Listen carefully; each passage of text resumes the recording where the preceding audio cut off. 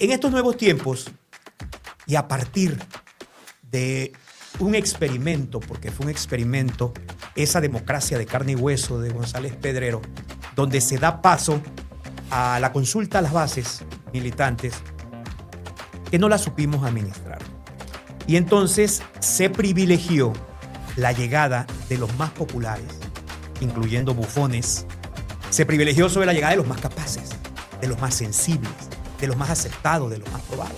Y en este sentido, bueno, hay que decirlo con toda claridad, no todos son luces verdes en los municipios, en el estado de Tabasco, y la exigencia ciudadana cada vez está más a flor de piel, en el sentido de los señalamientos, de las críticas, de las observaciones, de las denuncias. Y hoy vemos que pues Morena sigue gobernando la mayoría de este estado, y en este sentido hay muchos señalamientos. El servicio público tiene una crisis en los liderazgos que hoy gobiernan. ¿Tú cómo ves a los servidores públicos de hoy? ¿Y cómo ves a la camada que viene para los próximos años por venir?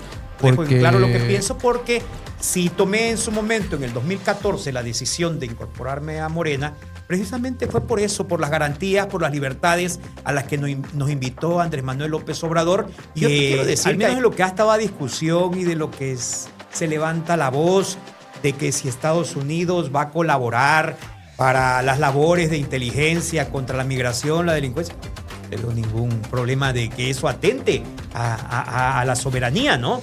Porque al final de 36 años, los gobiernos neoliberales en este país descarrilaron al constituyente del 17.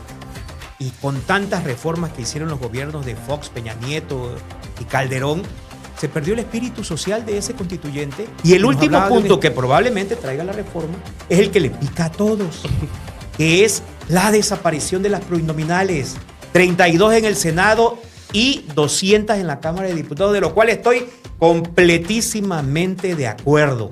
Porque en este país, la parte más grande del cono, la mayor demanda, la mayor presión, pero ¿de qué nos sirve estar invirtiendo tanto y de que los jóvenes estén desgastando tanto si no van a tener un título?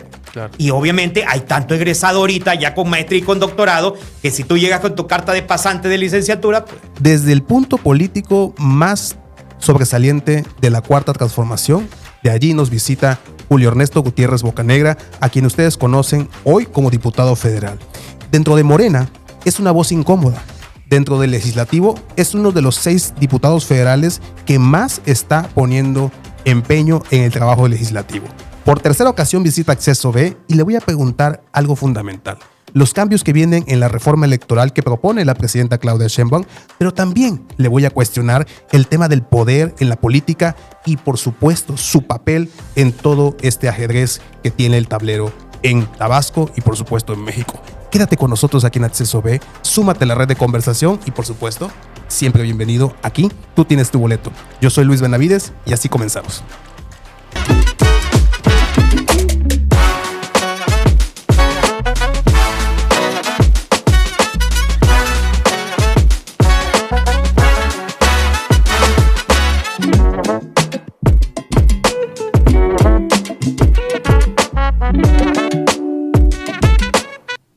En medio de muchos procesos legislativos, hoy tengo la fortuna de contar con un invitado que nos va, sin duda, a inmiscuir en la vida política y pública de este país y de este estado en Tabasco.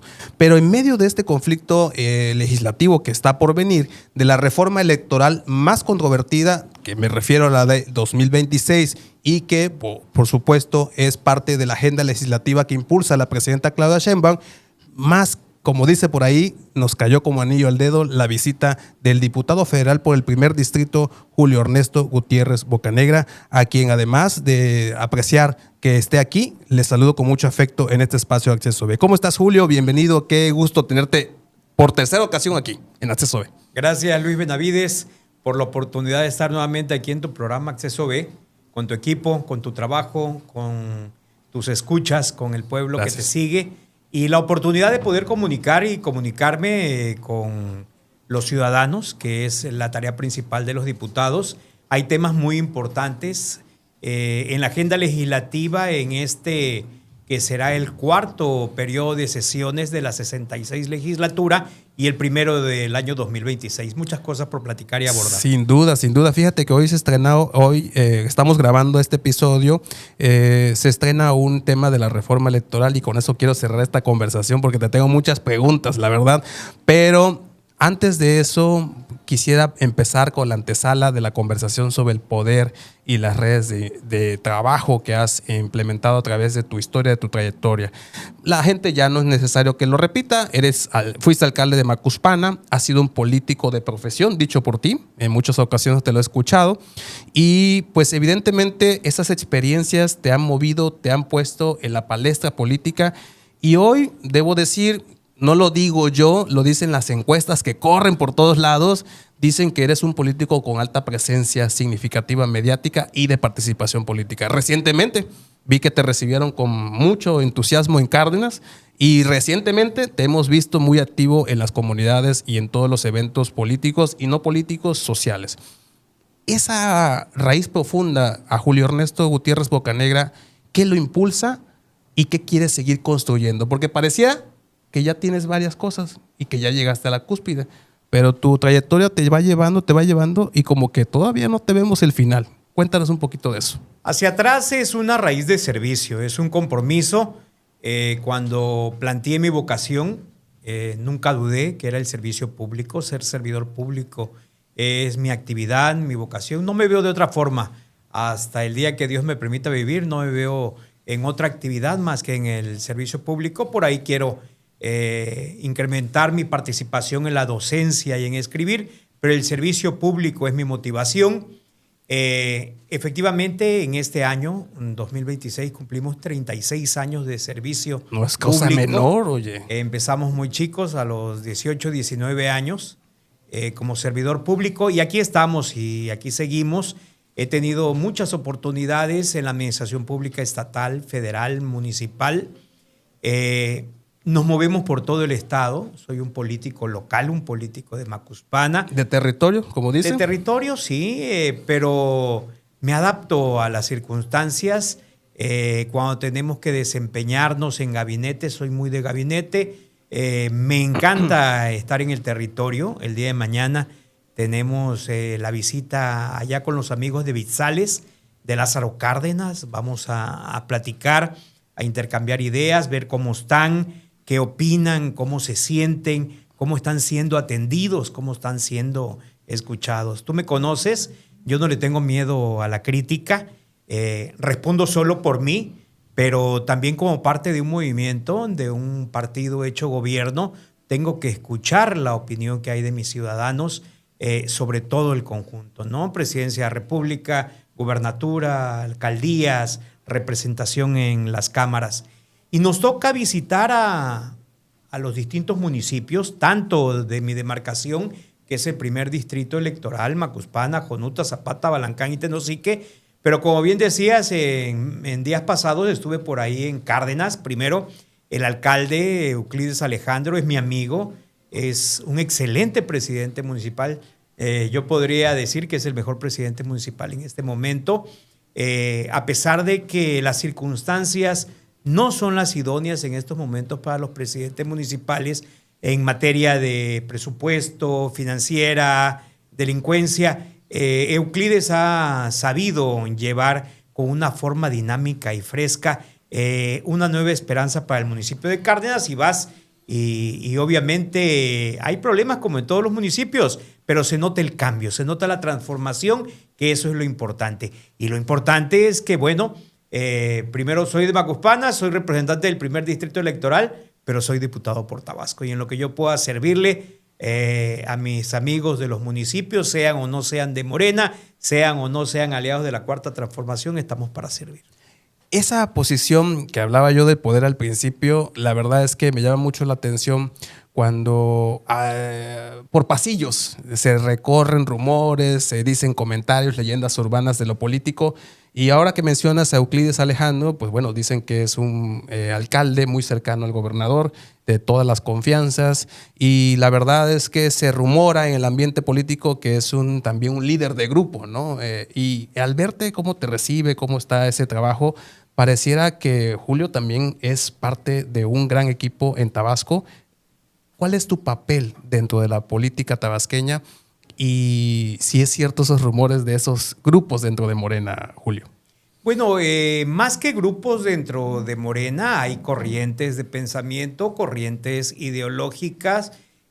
Cada vez que viene un proceso electoral, ya estamos alguna reunión de consejo político, algo dentro del partido, pues se van buscando afinidades y coincidencias dentro de lo que se quiere, ¿no? De hecho, en Morena, por estatuto, están prohibidos los grupos políticos. Bueno, están prohibidos. Por algún antecedente.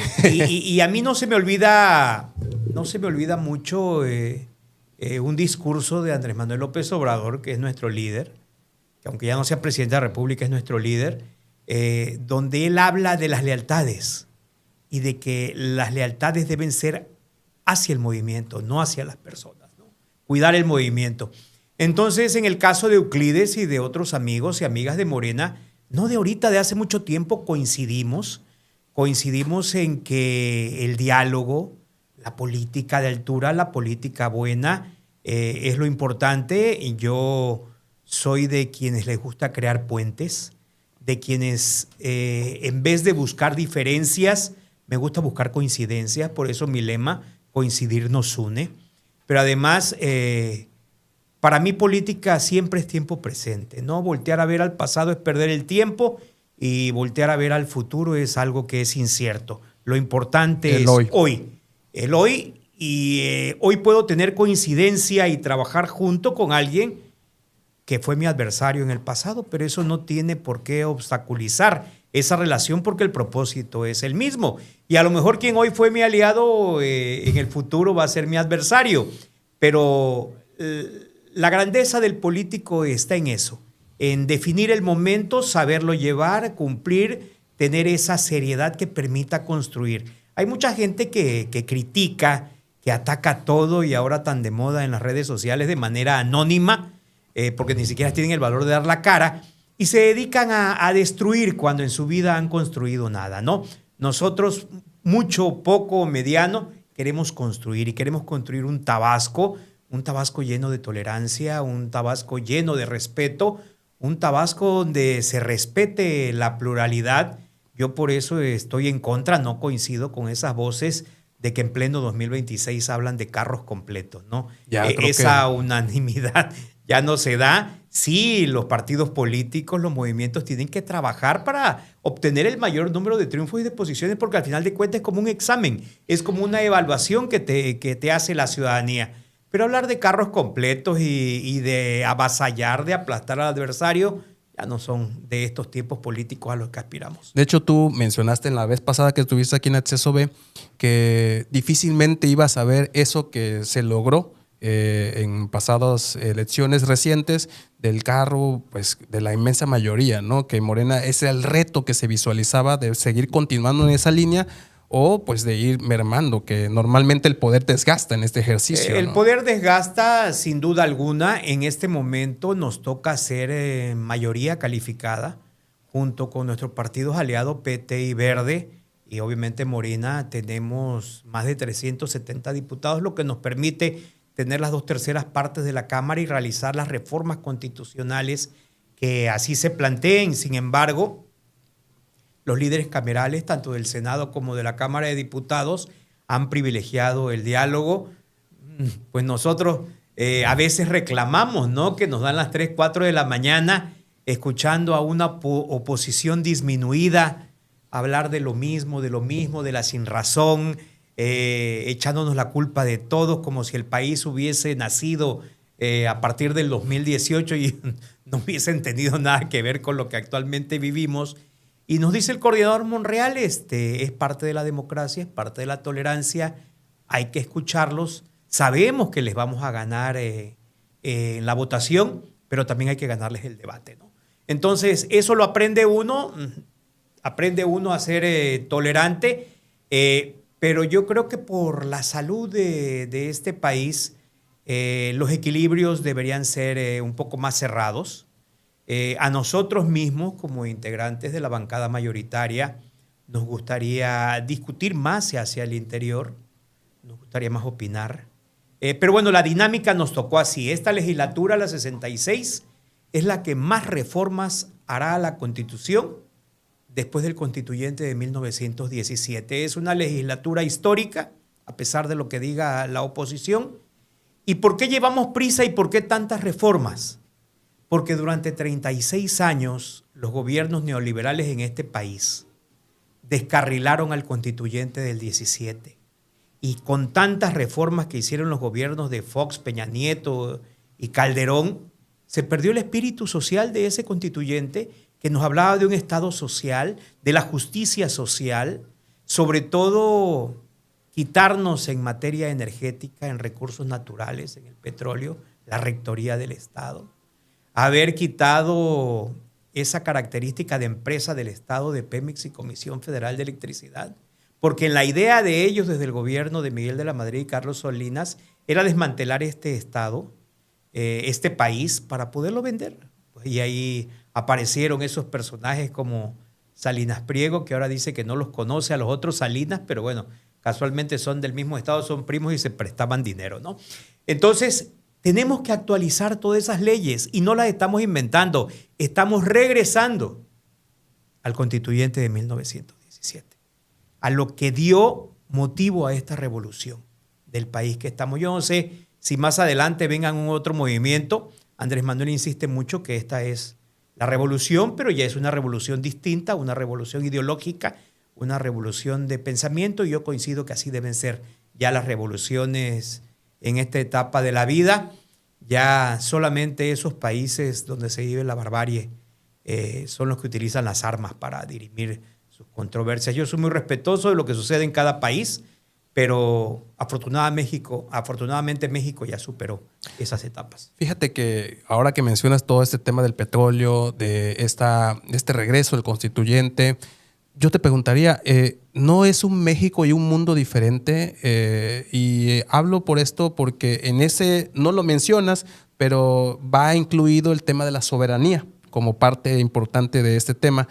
Pero precisamente hoy vemos un mundo ahora titulado tripolar, ¿no? Donde Estados Unidos trae un garrote muy grande y que empieza a amenazar y que empieza a proponer, y que después de repente vemos que por el petróleo precisamente, pues ya las condiciones de Venezuela, la soberanía fue lo que menos importó.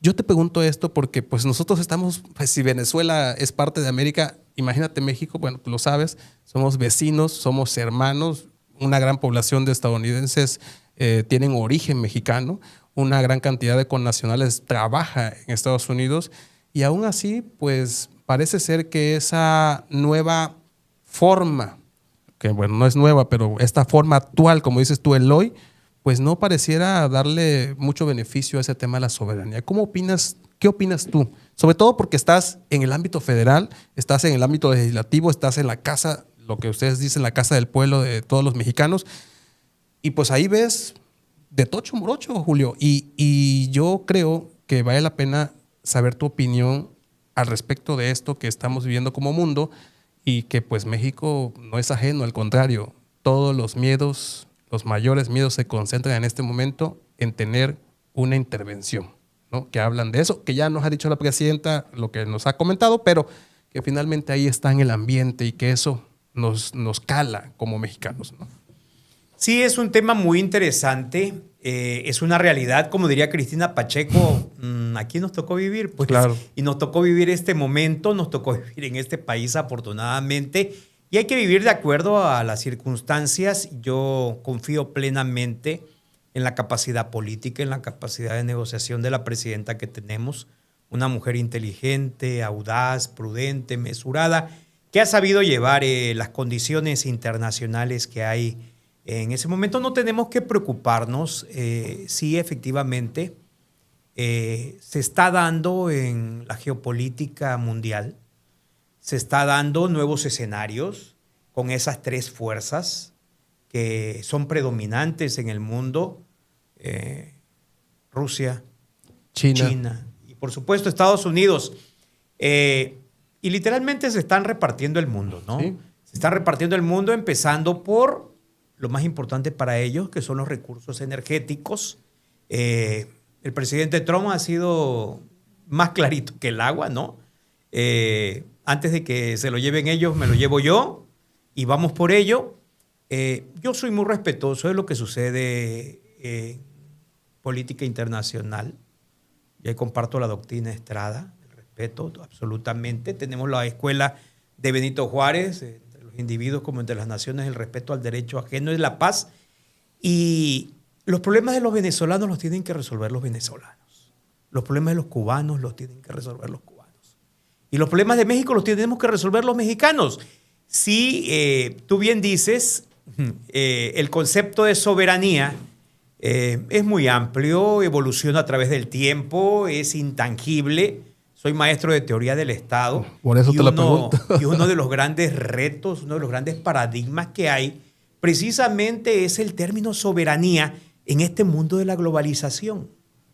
Hay soberanía o está en riesgo una soberanía nacional en este mundo globalizado económicamente, donde dependemos de los otros países. Puede haber soberanía en un mundo globalizado tecnológica e informáticamente, cuando si nos apagan un servidor mundial se cayó todo lo que hacemos aquí. Entonces, es una soberanía relativa. Tenemos en la posición en la Cámara y en el pensamiento político en este país, dependiendo la corriente a la que pertenezcas o partido o corriente de pensamiento, tenemos los soberanos flexibles que te hablan de que, bueno, al vivir en un mundo globalizado, pues la soberanía ya no se representa igual. Tenemos soberanólogos trasnochados que si los Estados Unidos o otro país voltean a ver a México, estás violando la soberanía, ¿no? Entonces hay que pensar muy bien en esos términos. Sí, respeto. Yo te quiero decir que al menos en lo que ha estado a discusión y de lo que se levanta la voz de que si Estados Unidos va a colaborar para las labores de inteligencia contra la migración, la delincuencia, yo no le veo ningún problema de que eso atente a la soberanía, ¿no? Porque al final de cuentas es producto de una negociación. Ahí tuvimos la iniciativa de las Américas cuando se establecieron en Yucatán para a través de ahí controlar todo lo que pasaba en el Caribe, Sudamérica. Entonces yo creo que hablado y consensado no tiene por qué verse vulnerada la soberanía.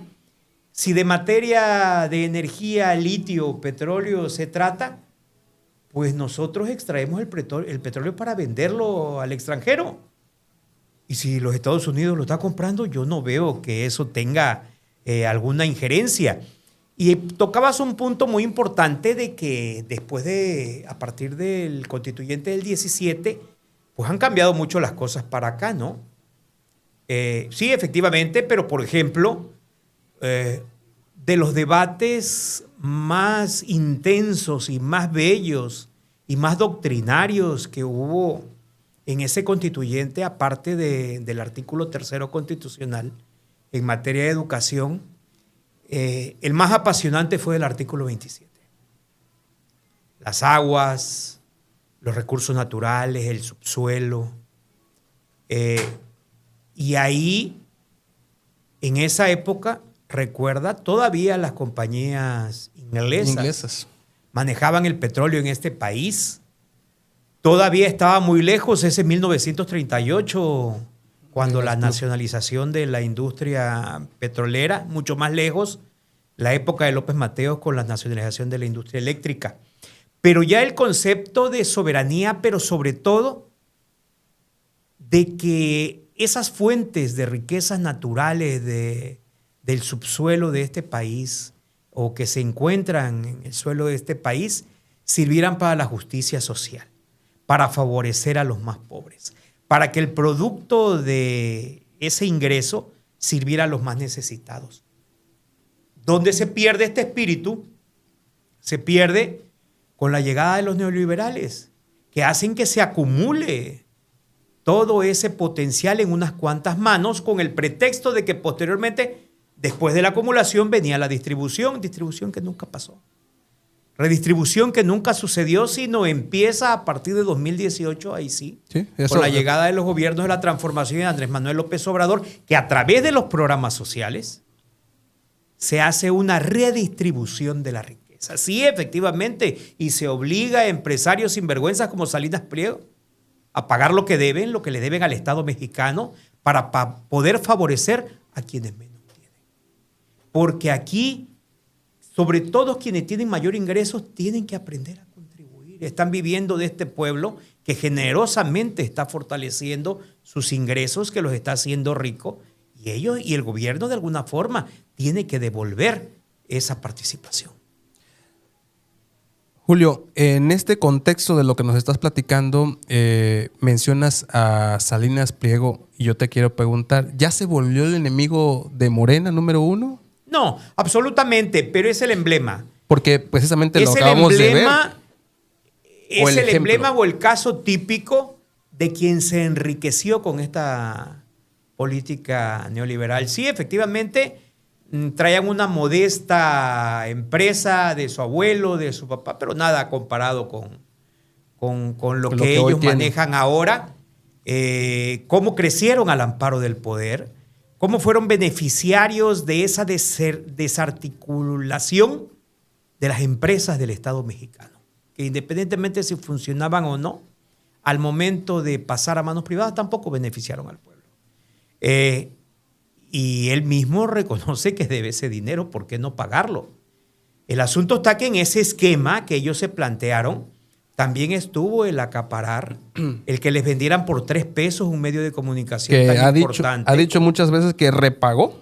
Bueno, pues si repagó, ¿para qué? Hubiese sacado su concesión, hubiese tramitado otro permiso, la hubiese hecho nueva, una nueva frecuencia. No, la compró porque fue una ganga. Y confiesa el hermano de Carlos Salinas de Gortari, el exconvicto Raúl Salinas de Gortari, que le prestó $37 millones que nunca le pagó tampoco. Así como no le pagó los impuestos al gobierno de Estados Unidos, así como no le paga el impuesto al gobierno de México. Entonces, es un modus operandi, ¿no? Independientemente, él en sus relaciones privadas puede comportarse como quiera, con el único límite que tiene, que es el de la ley, pero que al pueblo mexicano le dé lo que le debe. Y si sus actividades no son netamente productivas o redituables, pues que se retire y deje el espacio a otros. Fíjate, y ahorita que mencionamos a Ricardo Salinas Pliego es porque lo vemos prácticamente todos los días en Estados Unidos. Recientemente estuvo denunciando persecución política y no sé cuántas cosas más. Estoy hablando muy general del tema.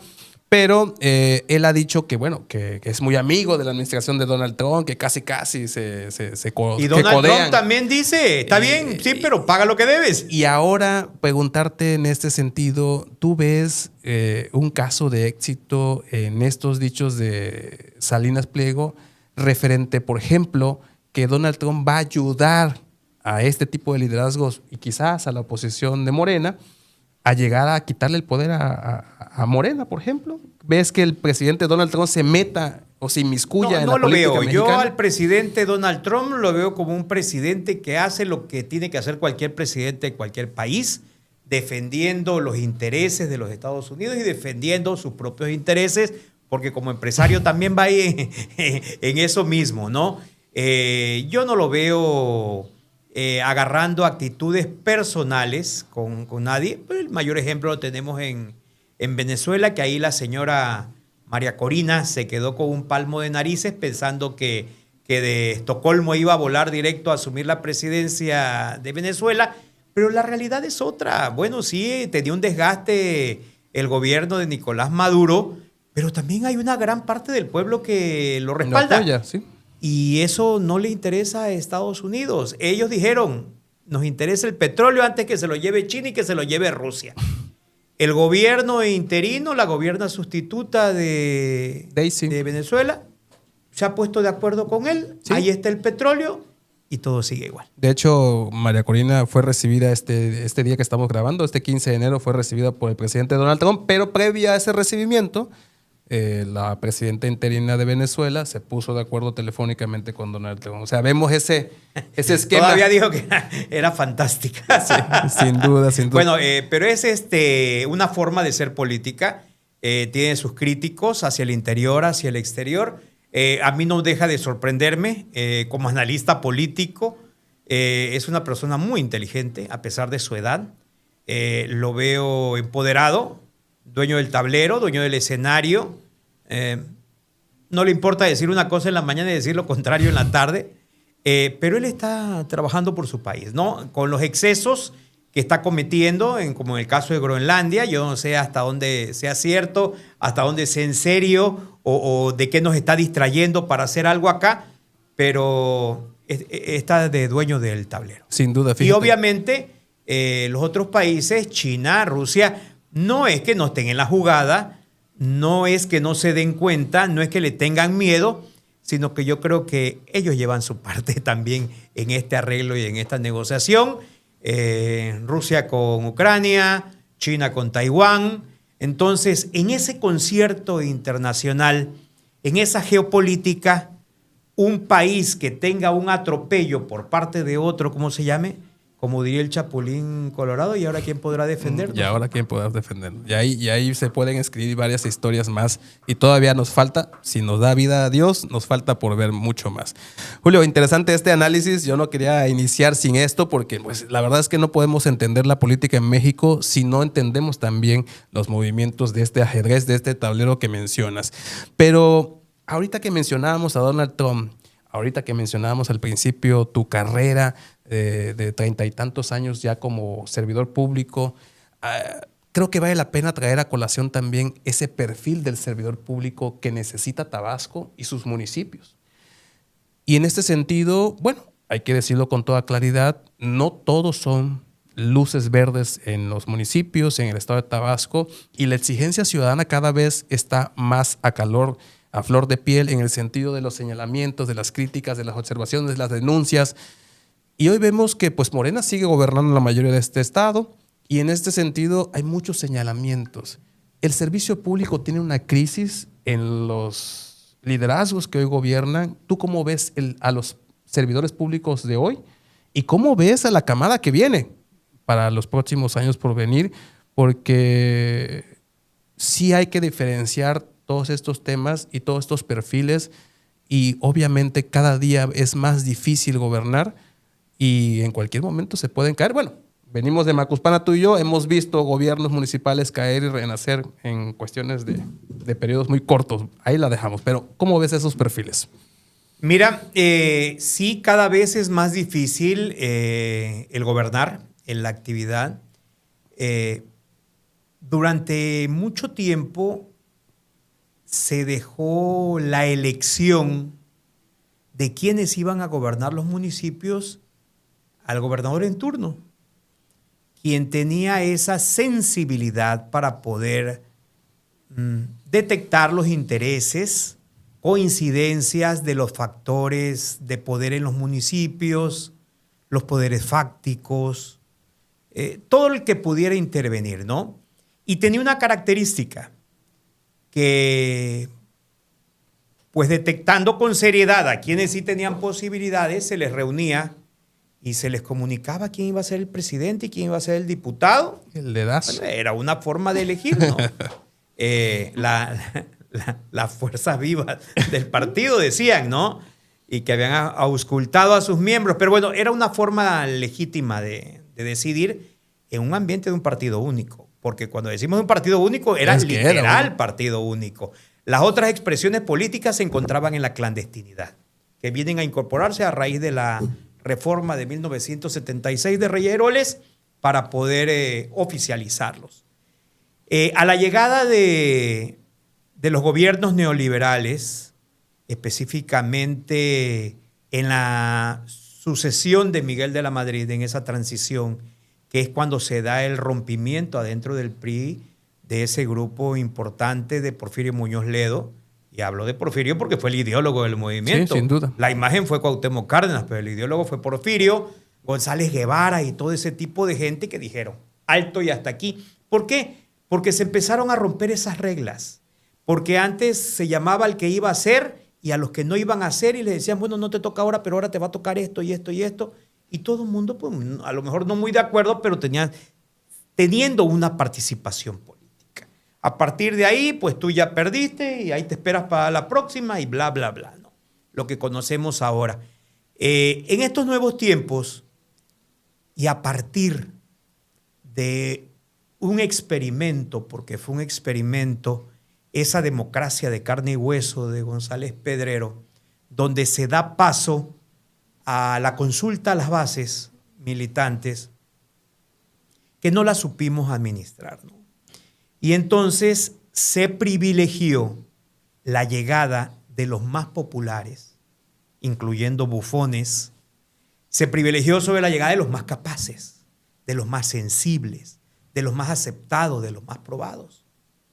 Pero todavía llegó un periodo peor posterior a ese, que fue durante el gobierno de Neme, que se continúa con esa consulta a la base porque la gente ya la había adoptado como sí y se quiso dirigir la consulta a la base. Que eso fue peor y fue caótico, y con ese rompimiento que hubo a nivel nacional con los personajes que comentamos y a nivel local con la irrupción de Andrés Manuel López Obrador en el Frente Democrático Nacional, pues se dan momentos convulsos que pasan por el 94 y las famosas concertaciones de Cárdenas, Nacajuca y Macuspana, y posteriormente, bueno, eso fue en el 92, y posteriormente llega en el 94 los primeros triunfos de la oposición, que efectivamente fueron en Cárdenas, Nacajuca y Teapa en aquella ocasión.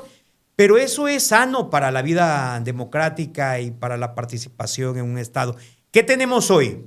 ¿Qué tenemos hoy? De que, bueno, es una de las características de la democracia, no deja de estar inducida, no deja de estar manipulado.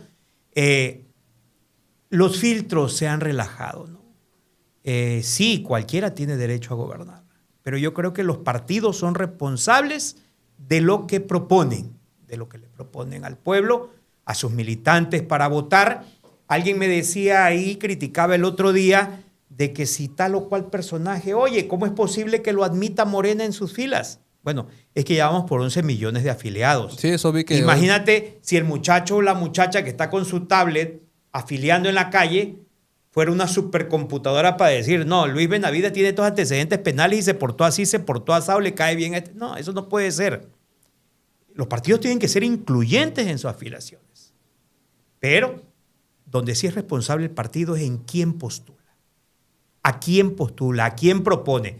Si propusiste una persona que trae antecedentes de corrupción, antecedentes penales o de vicios o de algo que todo el mundo descuidan, que es la incapacidad emocional e intelectual para desempeñar algún cargo. O si tú sabes que al que estás proponiendo es muy popular, pero nada más estudió hasta segundo año de primaria, el resultado más probable es que sea una administración fracasada. Y nada más porque es tu cuate, porque es tu amigo, porque dijiste que era exodista, porque caminó desde el principio. Pero ese bono democrático ya se viene desgastando. Tenemos que cumplirle a la gente con la gente que tenga mayor capacidad de gestión, de gobernar, de conciliar, de prudencia, de administrar la fuerza del Estado, la fuerza municipal, para que dé buenos resultados. Porque si no, ese proceso de desgaste que tiene todo partido, que tiene todo gobierno, se va a incrementar si las personas no tienen la capacidad para hacerlo. Tenemos el ejemplo en Macuspana, como lo mencionaste, en el 2018, y que me perdone su ausencia, porque el presidente municipal destituido es mi amigo, pero no tenía en ese momento ni la capacidad profesional, ni la capacidad emocional, ni la capacidad política para llevar las riendas de un municipio. Y así te puedo mencionar varios municipios en ese momento. Entonces, ¿de quién fue la culpa? ¿De él o de quién o quiénes decidieron? Hoy Morena ha anunciado, a partir de esto que estás mencionando, ya tiene un ratito, lo mencionó, si mal no recuerdo, Luisa María Alcalde, y corrígeme si estoy mal, esta comisión, ¿no?, que ya se ha tropicalizado también aquí en Tabasco. Recientemente escuché a Jesús Elván hablar sobre esta comisión. Y bueno, todo indica de que esta comisión será el baluarte en este momento de Morena para estas próximas candidaturas. Y digo, ya traigo el tema de las candidaturas porque ya estamos en 2026. Tú sabes que en octubre de este año inicia el proceso electoral y se va a ir como agua. Ya estamos acabando enero, entonces ya estamos visualizando las campañas políticas. ¿Es suficiente esta comisión, Julio? ¿Es suficiente estos candados que puso tu partido ya en Morena para que no ocurra esto que estás platicando? Es que los riesgos de que ocurra se pueden disminuir, se pueden minimizar, pero no hay un método, no hay una fórmula para hacerlo infalible, para blindarlo, para enmicarlo y no suceda nada, ¿no?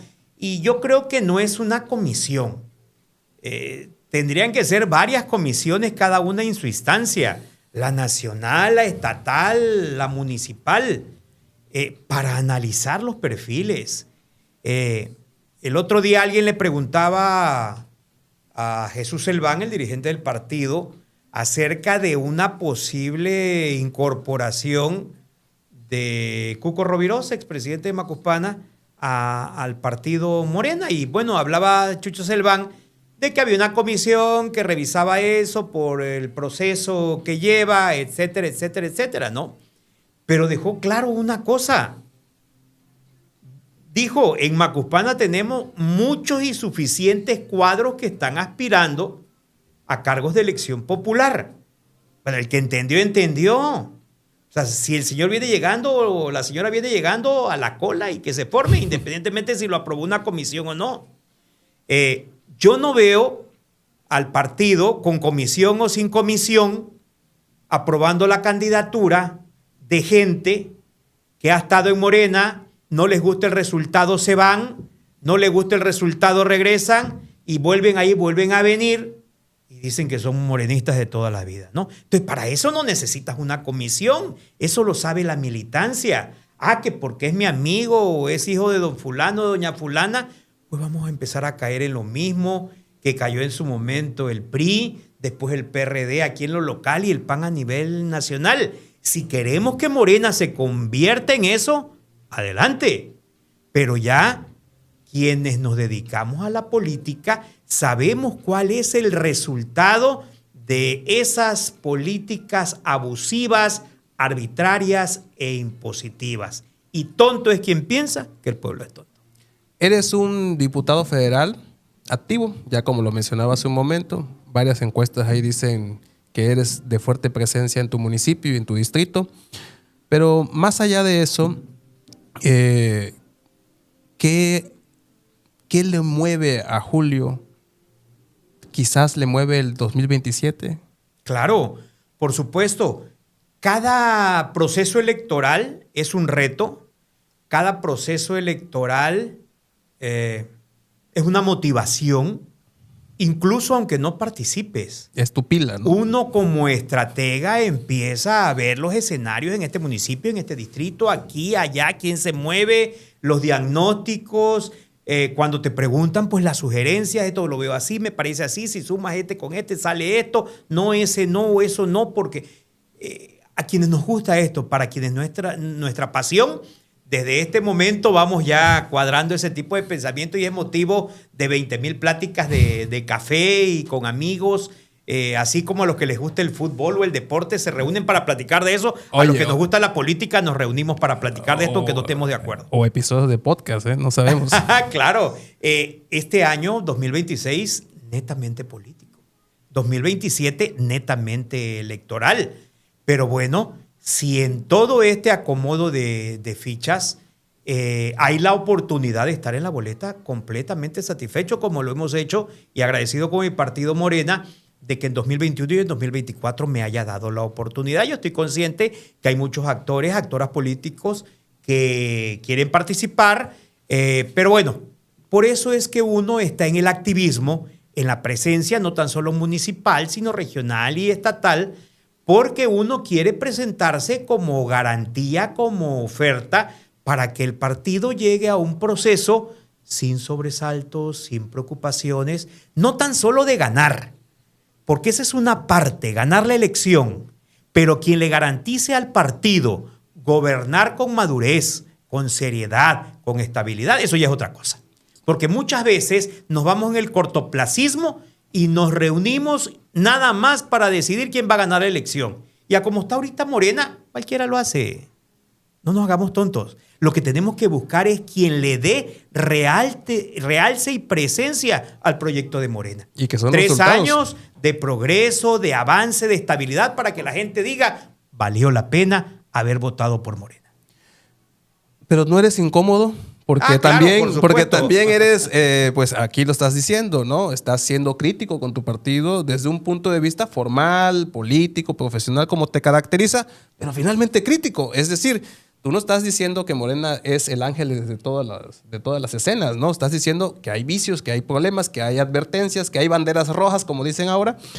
Y pues eso a veces se incomoda, Julio, al poder. Claro, pero quiero decirte que afortunadamente nací en el seno de una familia en lo moral conservadora, pero en lo cívico liberal, ¿no? Entonces, lo que opinen, lo que digan, lo que guste, lo que no guste, lo que incomode, lo que no incomode es algo que no me pertenece, es algo en lo que no me distraigo. A lo mejor en política, desde que militaba yo en el PRI he sido avanzado más, pero siempre me caractericé por decir lo que pienso. Me formaron libre, nací libre, seguiré siendo libre y coincido y creo que más vale una pálida que 1000 coloradas. Pero yo no seré ni cómplice, ni responsable, ni alcahuete de lo que le vaya a pasar a Morena por estar de foca aplaudidora de los errores que se tomen en las decisiones que se hagan, no tan solo en mi municipio, sino en todos los demás municipios, incluso en el país. En la Diputación Federal, ya lo dijiste también, soy de Morena, estamos comprometidos Ricardo con el Borrell. movimiento, pero me identifica muy bien mi coordinador y sabe que soy crítico y sabe que expreso lo que digo y sabe que después de que hablo, pues ahí van atrás de mí varios y bastantes, pero no me concibo de otra forma que no sea expresando mis ideas, ¿no? Sí soy muy prudente, sí soy muy respetuoso, pero dejo en claro lo que pienso. Dejo en claro lo que pienso porque si tomé en su momento, en el 2014, la decisión de incorporarme a Morena, precisamente fue por eso, por las garantías, por las libertades a las que nos invitó Andrés Manuel López Obrador. Y yo te quiero decir que a mí me tocó estar en asambleas donde Andrés Manuel escuchaba, incluso había voces que lo cuestionaban y escuchaba, respetaba, porque precisamente se trataba de hacer un movimiento distinto y diferente. Claro, tiene que haber un liderazgo, tiene que haber un orden, tiene que haber ese consenso de las mayorías que tome decisiones con sus riesgos, pero hay que expresarlo. No todo lo que venga tiene que ser aceptado. Cuando menos lo mínimo que podemos tener es la responsabilidad de señalar los riesgos. Los riesgos de lo que se está decidiendo, de lo que se está tomando. ¿Por qué? Porque la imagen que puede tener el ciudadano del partido nos incluye a todos. Entonces, si tú pones en una planilla, si tú pones en una boleta puro corrupto, pues lo más seguro que digan, pues todos son corruptos. Si pones puro bruto, pues también. Entonces, pues también, oye, cuando menos matízalo, ¿no? ¿Por qué? Porque precisamente ya no estamos como en el 2015, que Morena andaba suplicando a ver quién aceptaba una candidatura porque seguramente sabíamos que era un out por regla. En el 2015 la única presidencia municipal que ganamos fue la de Comalcalco con Javier May. Y 2 diputaciones de mayoría, la de Maluso Mellera allá en Comalcalco y aquí Juan Pablo de la Fuente en el centro. Y 2 pluris que se colaron ahí, Candelaria y Atila. Pero ya ahorita, entre bueno, regular y malo, pues ya tenemos bastante de dónde escoger. Y aquí es donde viene la sabiduría del partido, la madurez, el despojarse de sectarismos, de grupismos, de corrientes y de intereses personales para poder decidir. Porque si no, pues van a apresurar el deterioro del partido. Interesante, Julio, interesante. La verdad es que estoy seguro que este episodio va a ser muy citado en algunos lugares y bueno, no es para menos, al final de cuentas... Ahí me da trabajo. Hay que poner los puntos sobre las I. Oye, Julio, y precisamente hablando sobre puntos sobre las I, quería yo dejar lo último, algo que está simbrando al país. Ya regresando a la arena que te compete en este momento del legislativo, el 1 de febrero ya inician con todo el tema legislativo. Ya están trabajando, obviamente, como decías tú hace un momento antes de entrar al aire, estás en receso, pero no dejan de estar trabajando. Esta reforma electoral que la presidenta Sheinbaum ha hecho suya y que no es un tema nuevo, que es un tema que ya venía desde hace mucho tiempo y que no se había logrado meter en agenda, pues ya está hoy más, por así decirlo, más caliente que nunca. Es decir, está sobre la mesa. Días pasados hemos visto cómo se han reunido la comisión que encabeza Pablo Gómez en el sentido de esta construcción con agente del INE. Se ha dicho mucho, hemos visto declaraciones de tu coordinador, Ricardo Monreal, hablar sobre la estrategia de darle seguimiento a estos aliados que andan un poco distantes de esta propuesta. Pero tú ya estás recibiendo información, evidentemente como diputado federal. ¿Cuál es tu proyección y qué es lo que nos espera? ¿Se trata de modernizar esta democracia o están diseñando un tablero para que casualmente unos ganen siempre? ¿Qué opinas tú al respecto? Mira, yo opino de que todo es especulación. Estamos especulando, nos hemos reunido varias veces con la presidenta de la República. Esta iniciativa vendrá de la titular del Poder Ejecutivo Federal. No sabemos si la Cámara de Origen va a ser el Senado o va a ser la Cámara de Diputados. Eso se definirá. Es una reforma constitucional, abarca muchos aspectos. De hecho, en la Cámara de Diputados hay una comisión especial que es para la reforma político-electoral. Escucha uno voces como la de Ricardo Anaya, Canallín, como la de Alito Moreno, que se cortan las venas, se quieren suicidar. Oye, no hay ninguna iniciativa todavía, pero ni un borrador, pues.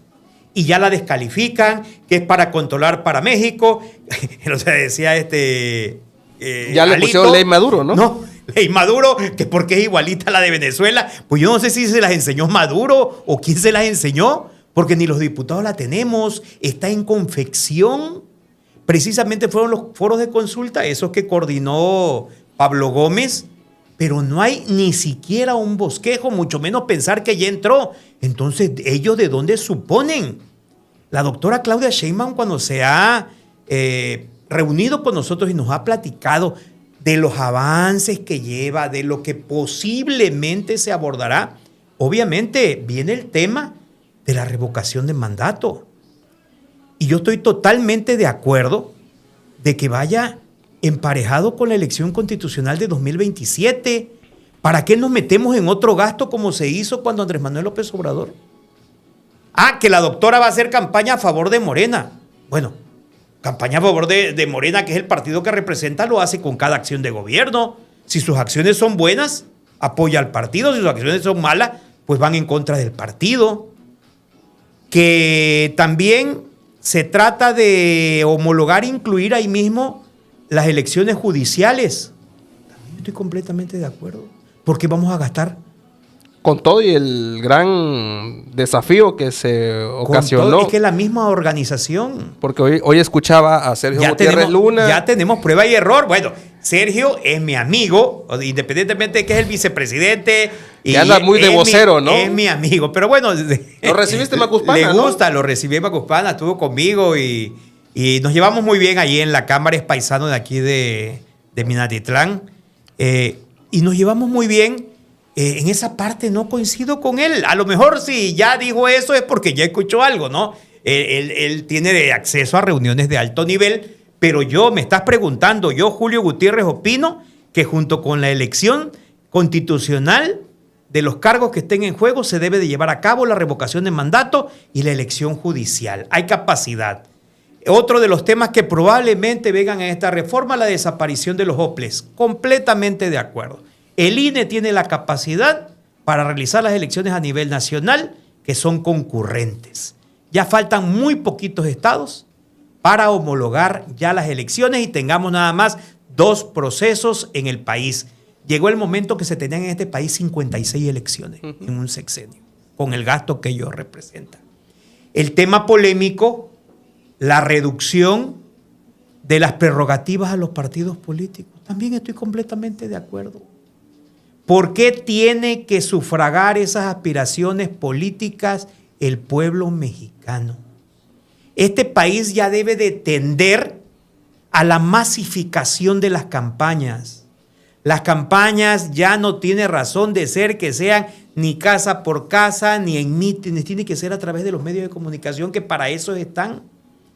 A través de los medios oficiales o de que el INE los compre y los distribuya.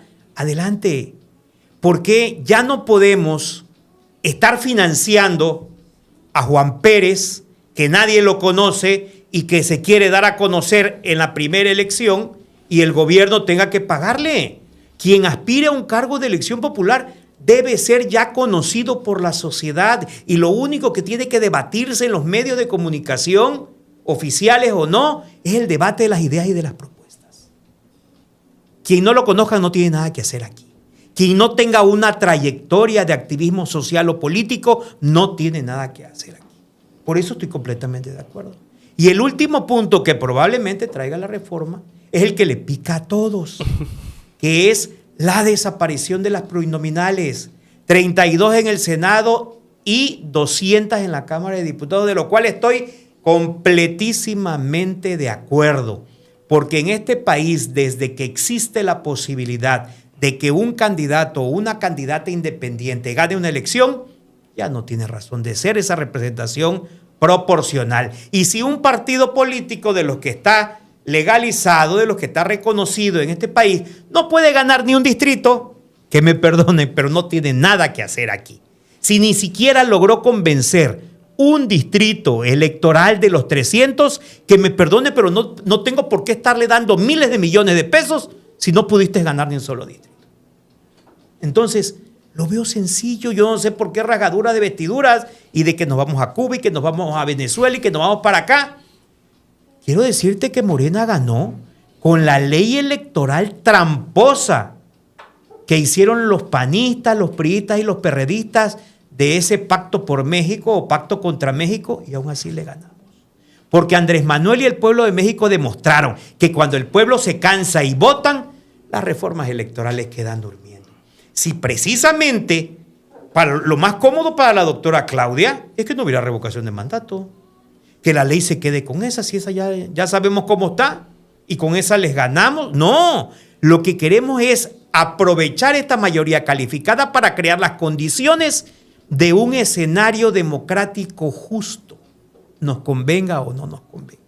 Esa es la diferencia y eso es lo que yo no estuve hoy de acuerdo con mi amigo Sergio Gutiérrez Luna, que le llamé precisamente para hacer el comentario de que ese es el objetivo. Ahorita que tenemos la oportunidad, no ser cómplices de esa ley retrógrada, sino al contrario decir, no nos prestamos a ese tipo de simulación. Si vamos a participar todos. Yo quiero decirte una cosa, cuando se arman las discusiones y los ataques más intensos en la Cámara de Diputados, es cuando sube la oposición, sobre todo los panistas, a mentarnos la madre, porque nos mientan la madre a todos los de Morena y nos dicen ignorantes, que no sabemos leer, empleados de palenque, bla, bla, bla. No.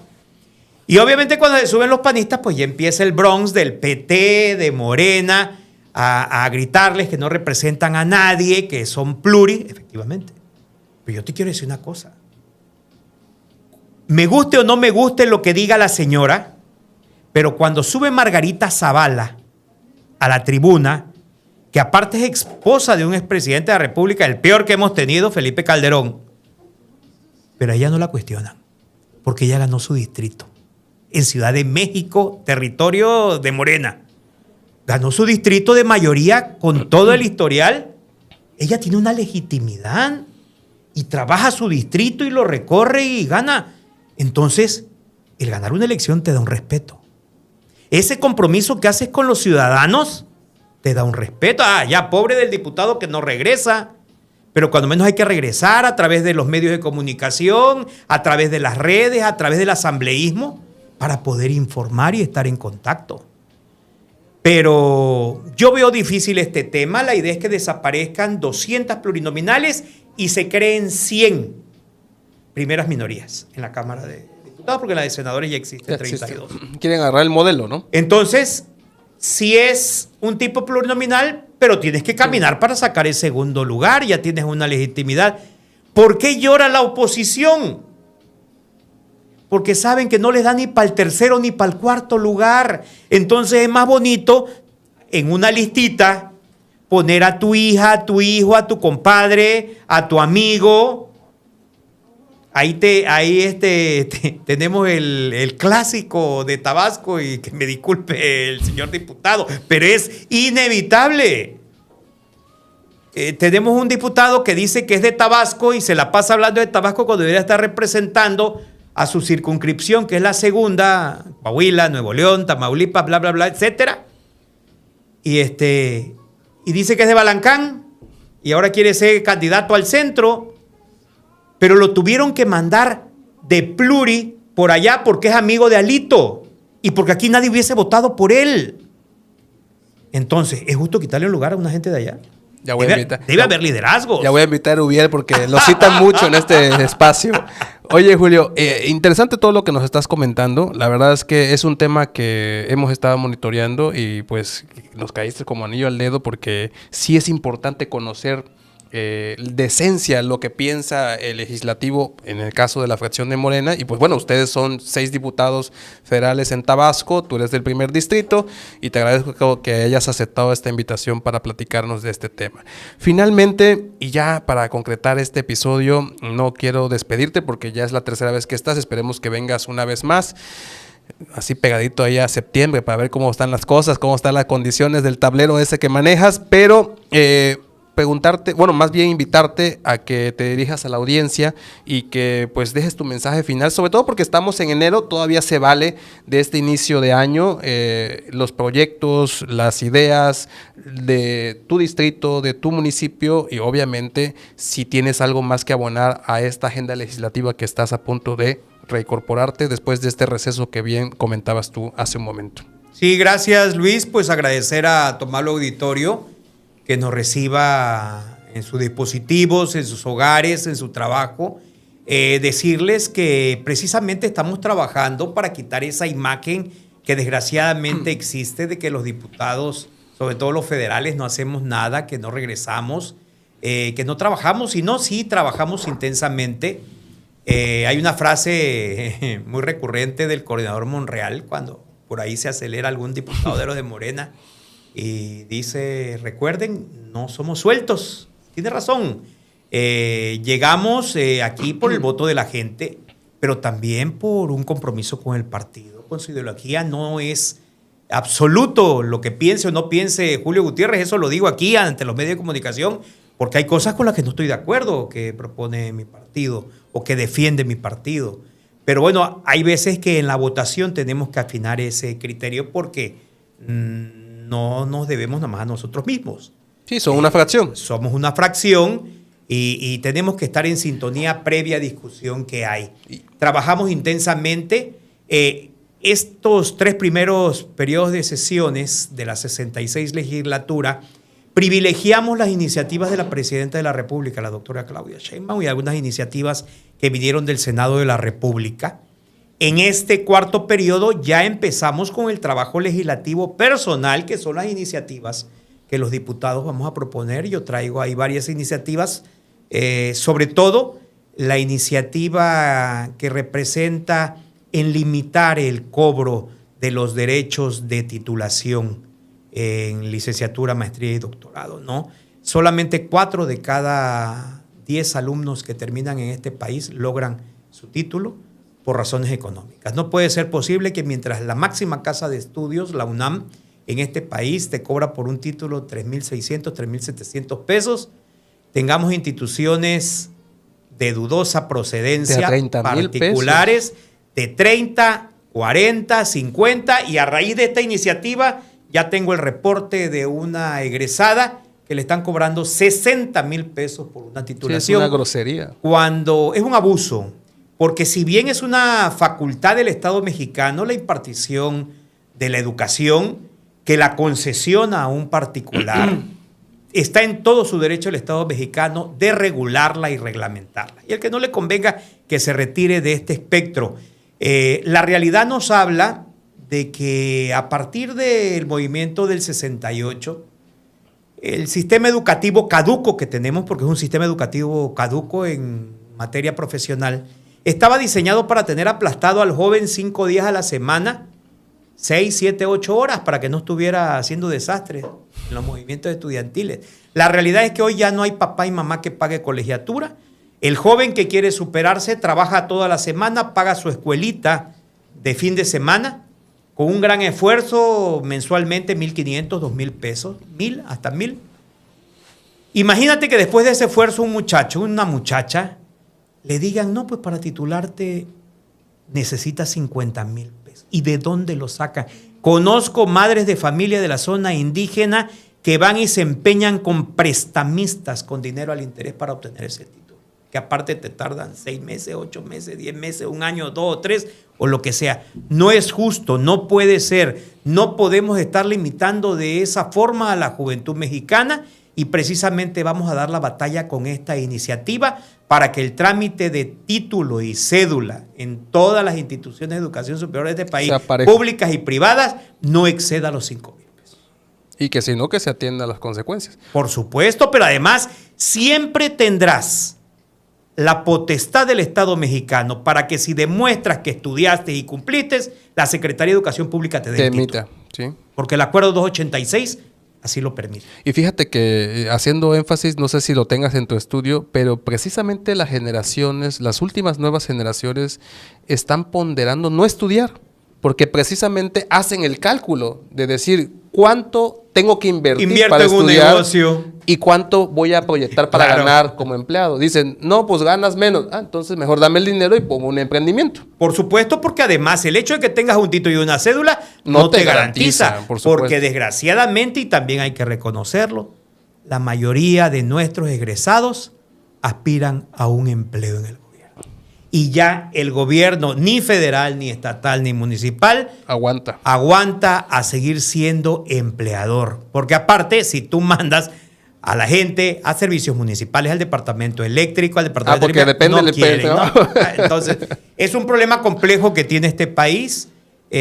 Poco se da para la ciencia y la tecnología, la investigación, pero es un tema que vamos a ver. Y el segundo tema importante que vamos a abordar en una iniciativa es una reforma a la ley de la Auditoría Superior de la Federación, porque existe el problema de que cuando alguien deja el encargo, las notificaciones de la Auditoría Superior de la Federación y también de aquí del OCDE, nada más que aquí no tenemos competencias, sino ahora en lo federal, es que notifican a quien entró al cargo. Y quien tiene la facultad de hacer esas aclaraciones y solventaciones son los nuevos. Suponiendo que sean amigos tuyos, están ocupados en su entrega-recepción. Claro. Y lo más fácil es que dicen, no está, no lo encontré, no lo dejaron, no sé dónde está. Y el sujeto obligado, quien es el que ejerció el recurso, que nunca se enteró que lo solicitaron y que por lo general tiene la información, se llega a enterar ya cuando estás en la denuncia penal y en la Fiscalía General de la República, siendo requerido, porque si no compruebas te vas a la cárcel. Entonces, para evitarnos todo eso, estamos haciendo una iniciativa para que aparte de que se le notifique al ente, se le notifique al sujeto obligado quién fue el que ejerció el recurso público y que al final de cuentas es responsable, porque esto obedece a una serie de tratados internacionales que hay para darme derecho a mi legítima defensa. Sin duda son temas importantes, sobre todo me llama mucho la atención y de hecho cuando nos mandaste la información y lo subimos a redes, no faltó el tema de la titulación, mucha denuncia. Y vamos con todo, mucha denuncia, muchas irregularidades, también lo he dicho. Ya es el momento de que Tabasco, en lo particular, tenga una ley de educación superior de la cual carece. Okay. Entonces, tenemos que regular ¿por qué? Porque si tú te das cuenta en el espectro educativo, lo que es preescolar, primaria, secundaria, va en decremento por el decremento de la tasa de natalidad. Pero lo que es media superior y superior está en la parte más grande del cono, Está en su clímax, la sí. mayor demanda, la mayor presión, pero ¿de qué nos sirve estar invirtiendo tanto y de que los jóvenes estén desgastando tanto si no van a tener un título? Claro. Y obviamente hay tanto egresado ahorita ya con maestría y con doctorado que si tú llegas con tu carta de pasante de licenciatura, pues el resultado es idem. O a lo mejor sí te colocan, pero castigado. No porque no falte el que abuse de esa condición de que no existe un título y una cédula.